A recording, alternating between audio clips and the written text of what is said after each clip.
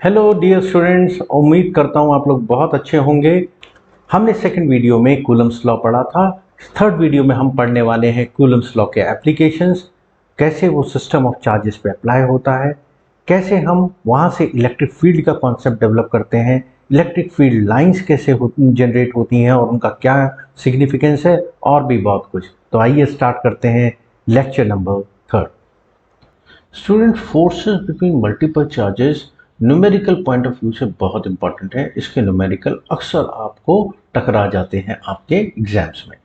बच्चों, दो ही लॉ हैं जिसके अराउंड रिवॉल्व करेंगी इलेक्ट्रोस्टैटिक्स की ज़्यादातर प्रॉब्लम्स। वो एक है कूलम्स लॉ और दूसरा है प्रिंसिपल ऑफ सुपरपोजिशन। आइए इसकी एक झलक हम एक न्यूमेरिकल में देखते हैं। क्वेश्चन कहता है consider three charges Q1, Q2 and Q3। ये देखिए तीन चार्जेस हैं, एक Q1, एक Q2 और एक Q3। कहाँ पे है ये एक इक्विलेटरल ट्रायंगल पे है, राइट, जिसकी साइड कितनी दी हुई है, हमारे को L दी हुई है। What is the force on the charge Q। अब कोई चार्ज हमने इमेजिन किया Q, जो कि प्लेस्ड है कहाँ पे, उसके सेंट्रॉइड पे, which is placed at the centroid of the triangle. Centroid क्या होता है, वो पॉइंट जहां पे मीडियंस मीट कर रहे हैं। ठीक है, इक्विलेटरल ट्रायंगल है। इस फिगर को आप ध्यान से देखिए।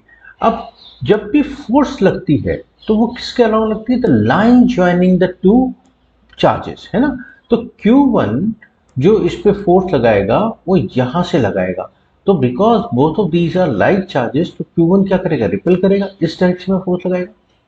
ठीक है, Q2 जब फोर्स लगाएगा वो इस डायरेक्शन में लगाएगा, बिकॉज दे आर रिपेलिंग। ठीक है, यहां पे भी देखिए ये भी इसके अलोंग लगाएगा।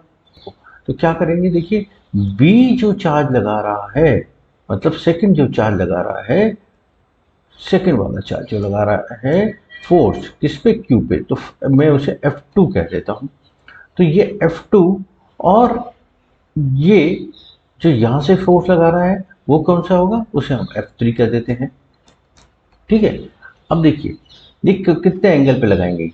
ये एंगल पहले कितना था 60, ये एंगल पहले कितना था 60, अब ये कितना रह गया 30 डिग्री, ये कितना रह गया 30 डिग्री, ये वाला एंगल कितना हो गया 120 डिग्री। समझ आ रही है मेरी बात, ऐसा था ना, देखिए तो ये वाला एंगल कितना रह गया 120 डिग्री।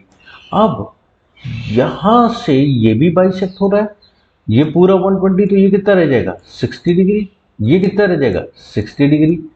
इसको हम पैरेललोग्राम कंप्लीट कर देते हैं, तो क्या होगा, ये होगा ना रिजल्टेंट, इसको हम एफ ए कह देते हैं। ठीक है, देखिए हमने क्या कहा, हमने कहा F A is equal to F2 plus F3, ऐसा कहते हैं। F2 क्या होगा, आराम से समझते हैं, कोई जल्दी नहीं है, वीडियो थोड़ा लंबा ही तो होगा, है। F2 F2 होगा बेटा 1/4πε0, ठीक है, इनटू पहले वाला मतलब सेकंड चार्ज Q2 है कि उसकी मैग्नीट्यूड क्या है, Q ही है, इनटू Q अपॉन इसका जो डिस्टेंस था, इसका डिस्टेंस अगर मैं मान लूं R था तो इसका भी डिस्टेंस R ही होगा, भाई इक्वल डिस्टेंस होता है ना। तो मैं इसे R कह देता हूं, R। अब हम क्योंकि रिजॉल्व कर रहे हैं R स्क्वायर, तो हम इसको क्या कर रहे हैं, cos 60 से मल्टीप्लाई कर रहे हैं। ऐसे ही अगर आप दीजिए तो दूसरी टर्म भी यही आएगी, है ना, इस वाले के द्वारा जो टर्म होगी वो भी यही आएगी, Q into Q upon R square. cos 60 की वैल्यू तो भाई हम लोगों को पता है क्या होती है 1/2, तो ये क्या हो गया 2 इंटू 1/2 कितना होता है 1, ये फैक्टर क्या बन गया 1, है ना। तो ये क्या बन गया एफ ए बन गया, ये आई इसकी डायरेक्शन, ये ऊपर की तरफ, ठीक है, टूवर्ड्स ए। किसकी रिजल्टेंट है ये, F2 और F3 का। अब हम F1 भी तो फोर्स लगा रहा है, वो कैसे लगा रहा है इस डायरेक्शन में, जरा हम निकालते हैं F1 फोर्स कितनी लगा रहा है, और उसके बाद क्या करेंगे, because they are in opposite direction, तो उसे क्या कर देंगे, माइनस कर देंगे, बिल्कुल सिंपल है। तो मैं F3 निकाल रहा हूँ, F3 क्या होगा 1/4πε0 Q into Q upon R, इसका R तो सेम ही रहेगा।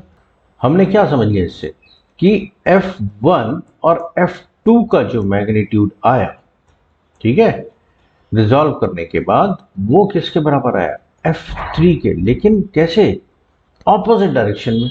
तो हम क्या ये कह सकते हैं कि F1 plus F2 plus F3 क्या होगा, जीरो होगा, जीरो होगा। यही इसका सॉल्यूशन, ठीक है। तो इसमें हमें वेक्टर सम आना चाहिए। कैसे हम पैरेललोग्राम लॉ ऑफ एडिशन लगाते हैं वेक्टर्स का, वो हमारे को अगर स्किल आ गया और हम ये देख पाए कि कौन सा रिपल्शन है, कौन सा अट्रैक्शन है और क्या एंगल वो फॉर्म कर रहा है, क्योंकि एंगल्स के अलाउंग रिजॉल्व करना होगा, चुटके में जाएंगे क्वेश्चन। तो आइए स्टूडेंट्स अब समझते हैं एक बहुत ही बेहतरीन कॉन्सेप्ट, इलेक्ट्रिक फील्ड। देखिए हमें पता है फोर्सेस दो किस्म की होती हैं, एक होती है कांटेक्ट फोर्सेस, दूसरी होती है नॉन कांटेक्ट फोर्सेस। अब कांटेक्ट फोर्स तो हमें पता है भाई, किसी ने किसी चीज़ को टच किया और उसको प्रेस किया या उसको पुल किया तो उस पर फोर्स लग रही है।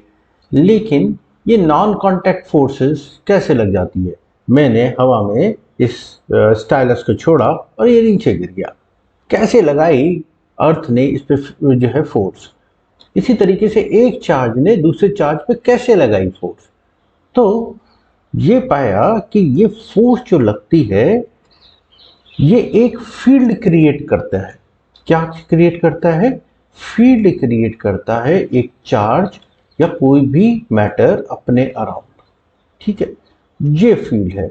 अब इस फील्ड के अंदर अगर कुछ भी आएगा तो उस पर फोर्स लगेगी, ठीक है, ये बात समझ आई। तो किसी भी नॉन कांटेक्ट फोर्स को लगाने के लिए जो चार्ज है वो अपने अराउंड एक फील्ड क्रिएट करता है, उस फील्ड को हम कहते हैं इलेक्ट्रिक फील्ड।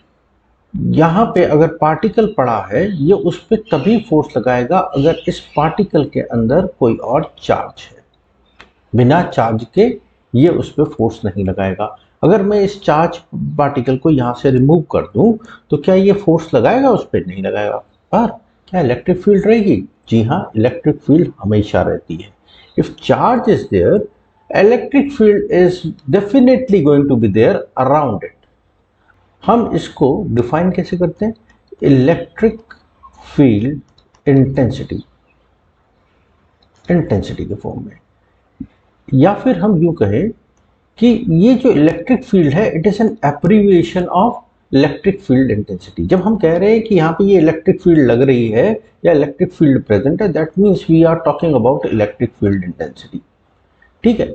ये एक वेक्टर क्वांटिटी होती है, ये बात ध्यान रखेंगे, दैट्स अ वेक्टर क्वांटिटी। तो हम कैसे डिफाइन करते हैं इलेक्ट्रिक फील्ड इंटेंसिटी को, उसे हम डिनोट करते हैं ई से और डिफाइन करते हैं force applied per unit charge, ठीक है। ये वेक्टर क्वांटिटी है। इसको न्यूमेरिकली हम कैसे कह देंगे, E is equal to 1/4 pi epsilon nought, ये पर यूनिट चार्ज कहता हूँ, इसे Q डैश कह देता हूँ क्योंकि Q हमने वो चार्ज माना है जिसकी वजह से ये इलेक्ट्रिक फील्ड लग रही है। तो Q डैश अगर था तो हमने ऐसे समझ लीजिए Q डैश से डिवाइड कर देंगे, और क्योंकि ये वेक्टर क्वांटिटी है तो हम यूनिट वेक्टर से मल्टीप्लाई कर देंगे। यूनिट वेक्टर का मतलब क्या हुआ, डायरेक्शनल वेक्टर। उसकी मैग्नीट्यूड क्या होता है, magnitude of r divided by the absolute value of r, ठीक है। Vector r divided by absolute value of r क्या कहलाता है, यूनिट वेक्टर कहलाता है। तो इसलिए हम E को कैसे कर सकते हैं express, E can be finally expressed as 1/4 pi epsilon nought Q upon r square unit vector r। ये हुआ हमारा एक्सप्रेशन किसका, इलेक्ट्रिक फील्ड का। सो स्टूडेंट्स अभी तक हमने समझा कि सिंगल चार्जेस अगर प्रेजेंट हो, एक चार्ज वो एक पॉइंट पे कैसे इलेक्ट्रिक फील्ड जनरेट करता है। लेकिन लाइफ में ऐसा होता तो नहीं है, प्रैक्टिकल लाइफ में तो बहुत सारे चार्जेस एक साथ होते हैं। So we will study electric field due to system of charges in this portion of lecture. अब हम मान लेते हैं कि हमारे पास बहुत सारे चार्जेस हैं, यहाँ पे जैसा फिगर में दिखाया हुआ है, एक Q1 है, एक Q3 है, Q2 है, Q4 है। एक पॉइंट है P जिस पे हमारे को इलेक्ट्रिक फील्ड कैलकुलेट करनी है। तो इस पे इलेक्ट्रिक फील्ड किसके द्वारा होगी, it will be because of the first charge, it will be because of the second charge, because of the third charge, because of fourth charge, and as many charges that are present in that surrounding. अब हम ऐसा assume कर लेते हैं क्योंकि हमारे को electric field निकालने के लिए रिलेटिव पोजीशन जरूरी है, ठीक है ना, it's a function of position. तो हमने मान लिया कि r1p is the position vector of q1, r1p is the position vector of q1 with respect to p। तो electric field at point p due to charge 1 वो किसके बराबर होगी, हमने पढ़ा है, that is equal to 1/4 pi epsilon naught q1 upon r1p square and unit vector r1p, क्योंकि ये वेक्टर क्वांटिटी है। इसी तरीके से अगर हम electric field due to second calculate करें तो वो क्या हो जाएगी, वो हो जाएगी 1/4 pi epsilon not q2 upon 1r2p square into unit vector r2p, है ना। हमारे को डायरेक्शनल वेक्टर लगाना जरूरी है because electric field is a vector quantity. अब लॉ ऑफ सुपरपोजिशन कहता है that the force applied by any charge is applied in such a fashion as if no other charge is present there. मतलब Q1 अगर किसी test charge पे force लगाएगा तो वो ऐसे लगाएगा कि बाकी कोई भी और सोर्स चार्ज प्रेजेंट नहीं है, और जो रिजल्टेंट होगा वो क्या होगा, वो इन सारी फोर्सेस का वेक्टर सम होगा। ऐसे ही electric field at any point is equal to sum total of all the electric fields but produced by all the charges that are present in that vicinity, ठीक है। तो ये यहाँ पे हम लॉ ऑफ सुपरपोजिशन लगाएंगे, तो इसको हम जरा मैथमेटिकल फॉर्म में कैसे लिख सकते हैं, 1/4 pi epsilon naught q1 upon r1p square और unit vector r1p plus 1/4 pi epsilon naught into q2 upon r2p square into unit vector r2p and so on up to nth 1/4 pi epsilon naught qn upon rnp square and unit vector. तो finally हम इसको कैसे लिख सकते हैं, इसको हम लिख सकते हैं ई आर कह देते हैं। ई आर मतलब E at the point which has whose position vector is R, right. वो कितना होगा, वो होगा 1/4 pi epsilon naught sigma qi upon R I P square unit vector I P, I is equal to 1 to n। तो ये आ गया हमारा system of charges के लिए final expression. Students, NCERT has explained this concept of electric field due to a point charge in a pictorial form very beautifully। देखिए उन्होंने कैसे बताया, उन्होंने इस डायग्राम पे अगर हम ध्यान दें, इस वाले डायग्राम पे, तो इन्होंने दिखाया है कि ये एक पॉइंट चार्ज है। अगर हम वेक्टर फॉर्म के फॉर्म में इलेक्ट्रिक फील्ड को रिप्रेजेंट करें एट दिस पॉइंट, इस पॉइंट को मैं ए मान लेता हूँ, ए पे हमने टेस्ट चार्ज रखा और उसकी मैग्नीट्यूड हमने उसकी इलेक्ट्रिक फील्ड को हमने इस वेक्टर से दिखाया। उसके बाद हमने बी पे वही टेस्ट चार्ज रखा और फिर उसकी इलेक्ट्रिक फील्ड हमने निकाली, फिर हमने सी पे रखा और उसकी इलेक्ट्रिक फील्ड हमने वहाँ पे निकाली और इन वेक्टर्स से रिप्रेजेंट किया। ये वेक्टर क्या करते हैं, their length is showing, length shows the magnitude field, और ये है डायरेक्शन ऑफ इलेक्ट्रिक फील्ड। आप क्या ऑब्जर्व करेंगे, आप ऑब्जर्व करेंगे कि as we move farther from the source charge, इस सोर्स चार्ज से जैसे जैसे हम आगे बढ़ेंगे वैसे वैसे magnitude of electric field is decreasing. क्यों, क्योंकि वो इनवर्स स्क्वायर लॉ फॉलो कर रहा है, हमें पता है ना। और उसका लेकिन डायरेक्शन सेम रहता है, तो it is originating from the positive test charge. तो हम क्या कह सकते हैं, हम ऐसा कह सकते हैं कि इलेक्ट्रिक फील्ड का डायरेक्शन अगर पॉजिटिव टेस्ट चार्ज है, it will be radially outward, और अगर वो नेगेटिव डिस्चार्ज है तो it will be radially invert.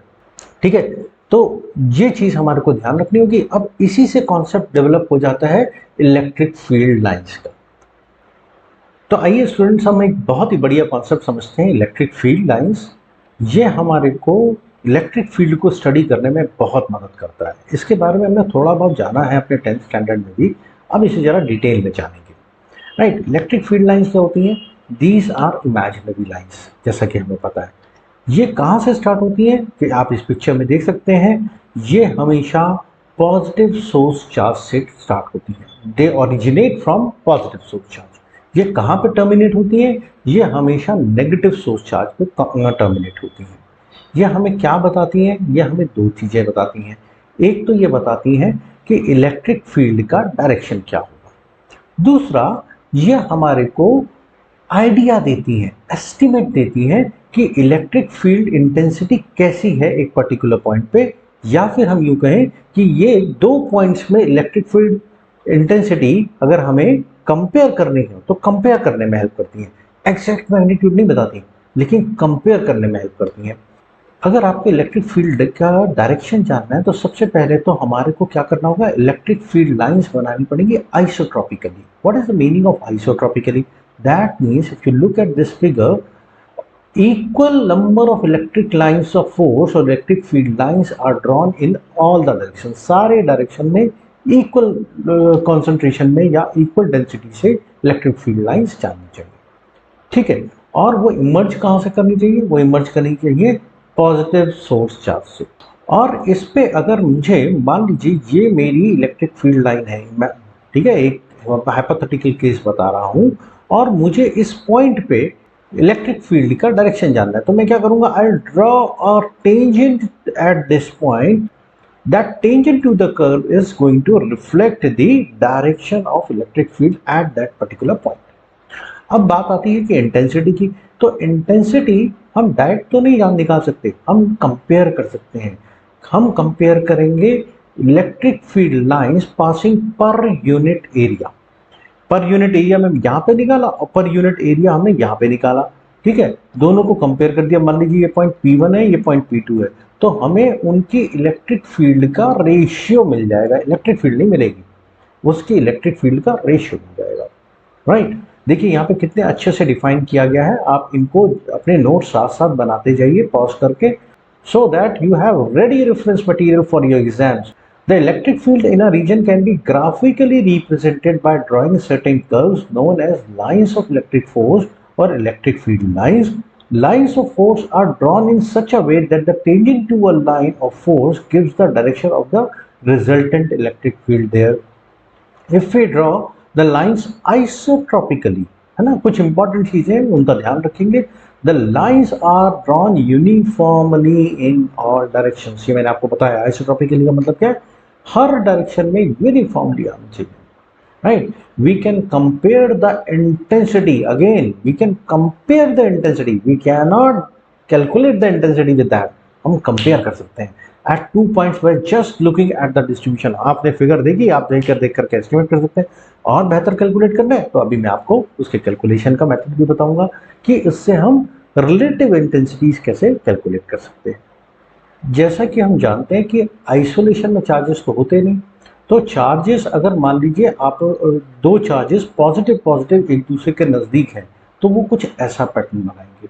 देखिए उनकी इलेक्ट्रिक फील्ड लाइंस कभी भी इंटरसेक्ट नहीं कर सकती हैं, दे कैन नॉट इंटरसेक्ट।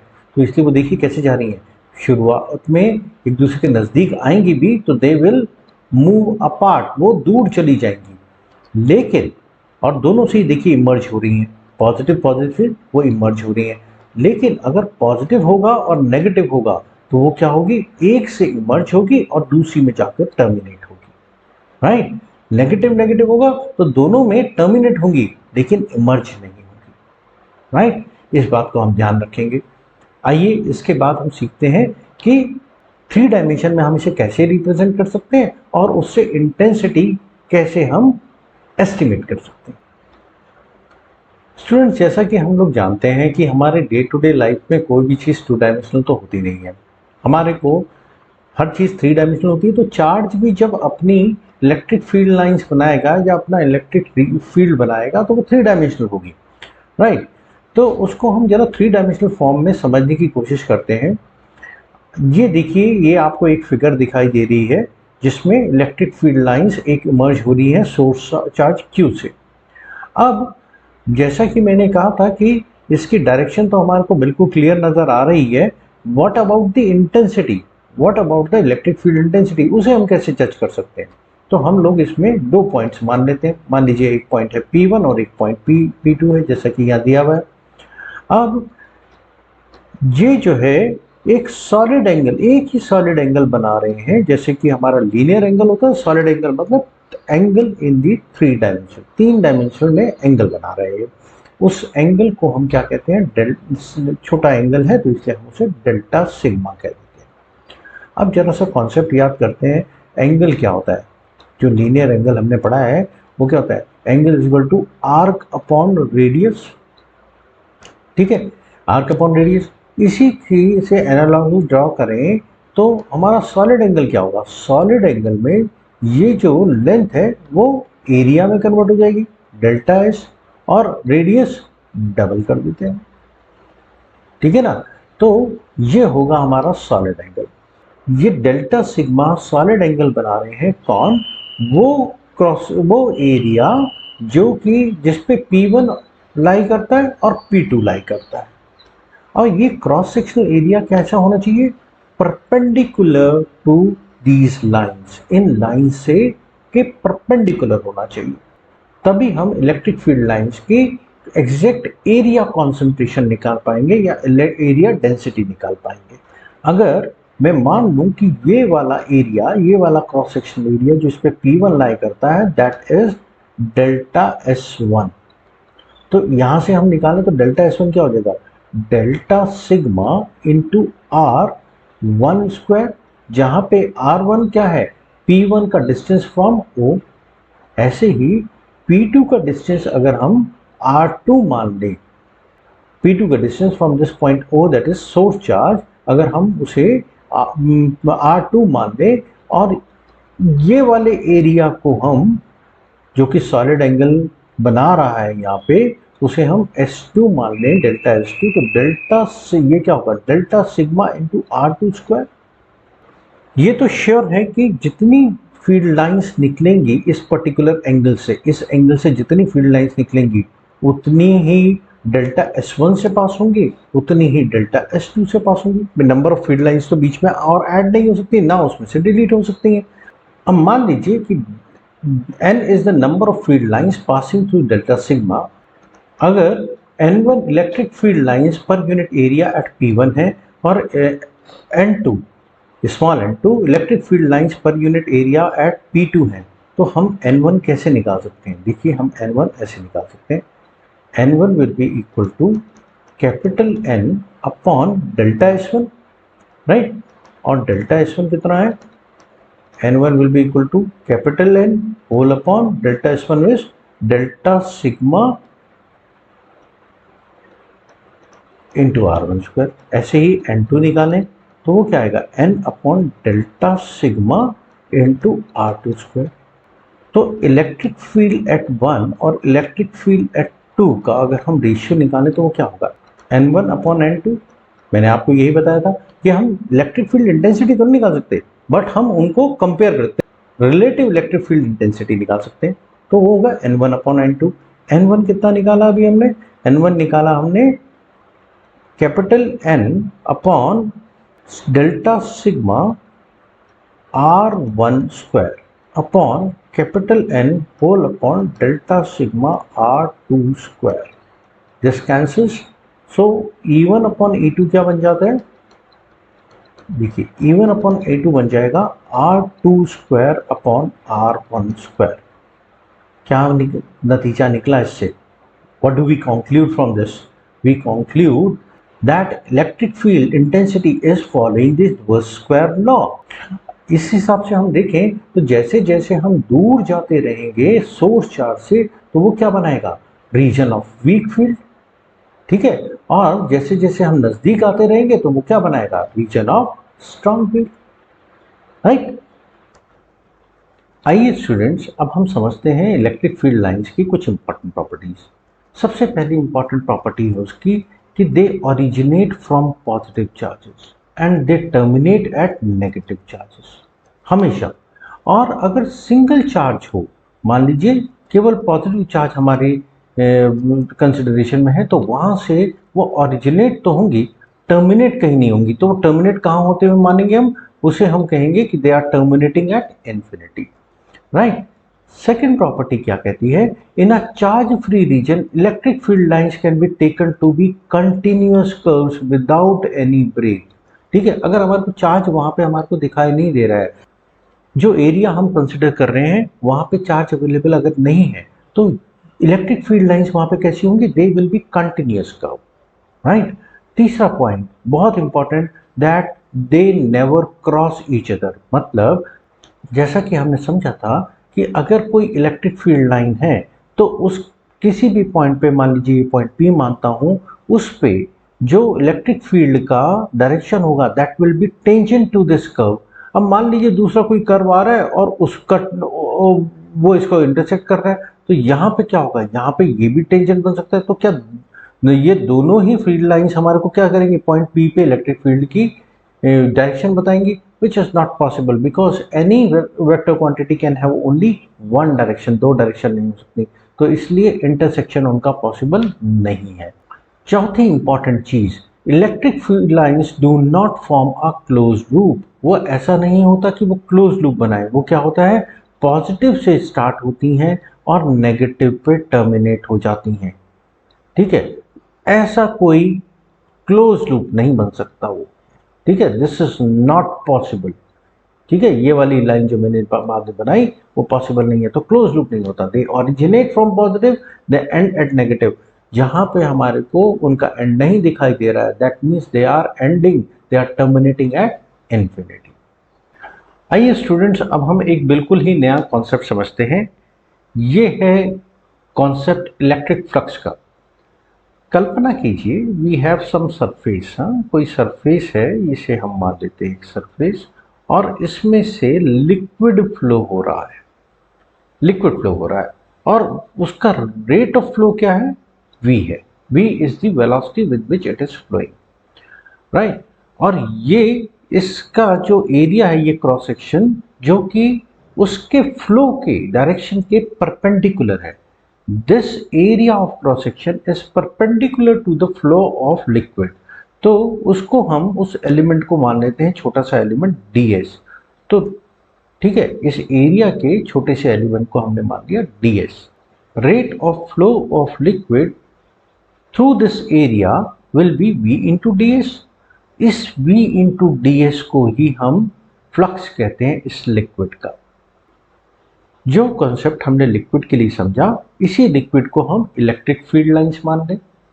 अब इस फिगर को देखिए, ये हमारी इलेक्ट्रिक फील्ड लाइंस हैं। ये कहाँ से निकल रही हैं? ये एक एरिया से निकल रही हैं। उसका कंपोनेंट हमने डेल्टा एस मान लिया। जो ये इलेक्ट्रिक फील्ड लाइंस का कॉन्सेंट्रेशन है, उसे वो किसका रिफ्लेक्शन है? इलेक्ट्रिक फील्ड इंटेंसिटी का। उसको अगर हम मल्टीप्लाई करते हैं इस एरिया कंपोनेंट के साथ, तो जो फिजिकल क्वांटिटी हमें मिलेगी उसे हम इलेक्ट्रिक फ्लक्स कहते हैं। ठीक है, देखिए इलेक्ट्रिक फ्लक्स को हम क्या कहें? It is the measure of electric field through a given surface. Although electric field cannot flow, it is the way of describing the electric field strength at any distance from the charge causing the field. तो ये क्या हुआ? ये एक और तरीका हुआ हमारे को इलेक्ट्रिक फील्ड स्ट्रेंथ बताने का। किसी भी जगह पे टोटल इलेक्ट्रिक फील्ड कितनी है उस पर्टिकुलर एरिया में, उसको बताने का तरीका हुआ। अगर ये डी फाई एक स्मॉल एलिमेंट है तो फाई क्या हो जाएगा? या तो हम उसे इंटीग्रेशन के फॉर्म में कह सकते हैं डी फाई का इंटीग्रेशन, या सिग्मा के फॉर्म में कह सकते हैं ई डॉट डी एस। कैसे भी हम इसे एक्सप्रेस कर सकते हैं। ठीक है, लेकिन हमें ये बात ध्यान रखनी पड़ेगी कि ये कैसा है? ये इसका डॉट प्रोडक्ट है। तो इसका मतलब जो एक्चुअल फाई आएगा वो क्या होगा? E D S cos theta. अगर where theta is the angle between the surface ये जो सरफेस का एंगल है, ये जो सरफेस का एंगल, और सरफेस का एंगल क्या होता है, सरफेस का डायरेक्शन होता है परपेंडिकुलर टू दी, ये देखिए इस फिगर में आपको क्लियर नजर आएगा, अगर ये मेरा प्लेन है तो इसका डायरेक्शन क्या होगा, it will be perpendicular to the plane, है ना। और ये अगर मेरा डायरेक्शन है इलेक्ट्रिक फील्ड लाइंस का, तो ये वाला angle that is called theta. तो E D S cos theta is the formula of phi. Phi stands for electric flux. तो है ना मजेदार कॉन्सेप्ट ये, इसको हम याद रखें। सो स्टूडेंट्स, उम्मीद करता हूं ये लेक्चर आपको बहुत यूजफुल लगा होगा, आपने एंजॉय किया हो इसको, और इस तरीके से अब हमारी पकड़ बनती जा रही है इलेक्ट्रोस्टैटिक्स के कॉन्सेप्ट्स पे। इसको और आगे बढ़ाएंगे फोर्थ लेक्चर में। मेरी आपसे एक ही आशा है कि आप हर वीडियो को पूरा देखें, अपने ज़्यादा से ज़्यादा साथियों को, सहपाठियों को इस चैनल के बारे में बताएं, so that they can also get benefit out of this channel. And any specific thing that you need, write a mail to me or send a message to me. Very shortly I will be back with another video of this chapter. Till then, all the best and goodbye.